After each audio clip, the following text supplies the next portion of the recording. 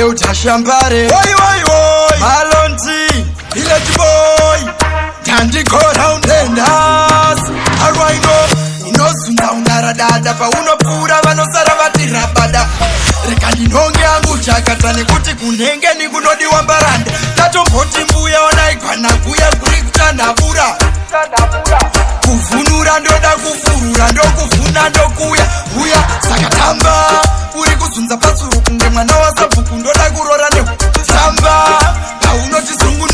zungunu wana ndaita sedunu Tamba kunge unohwa mudumbu sare wakati undundu nchakurova nendu Tamba tatari chikwene musoro waro ndapisa zvikumbo chizunza masakwatira Ndiriko kumashure ndakabatirira paunodaiso uchikurungira kunge chembere tsembira tsenharira inzwa maungira Kede mwana kede paunodai kuti sheke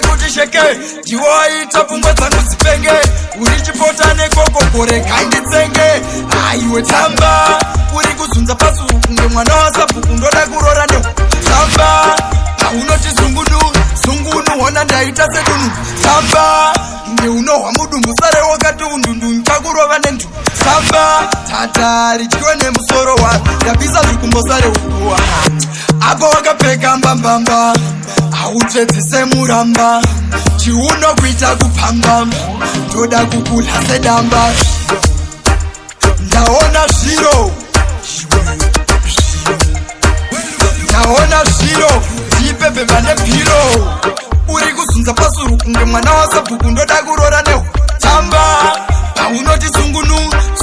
hona ndaita sedunu Tamba kunge unohwa mudumbu sare wakati undundu nchakurova nendu Tamba tatari chikwene musoro waro ndapisa zvikumbo sare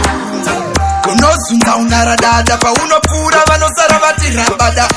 Rekandi nonge angu chakata nekuti kunenge nikunodi wambaranda Tatomboti mbuya wanaigwana kuya kuri kutanabura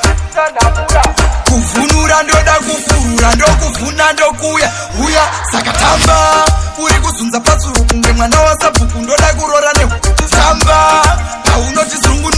zungunu hona ndaita sedunu Tamba kunge unohwa mudumbu sare wakati undundu nchakurova nendu Tamba tatari chikwene musoro waro ndapisa zvikumbo chizunza masakwatira Ndiriko kumashure ndakabatirira paunodaiso uchikurungira kunge chembere tsembira tsenharira inzwa maungira Kede mwana kede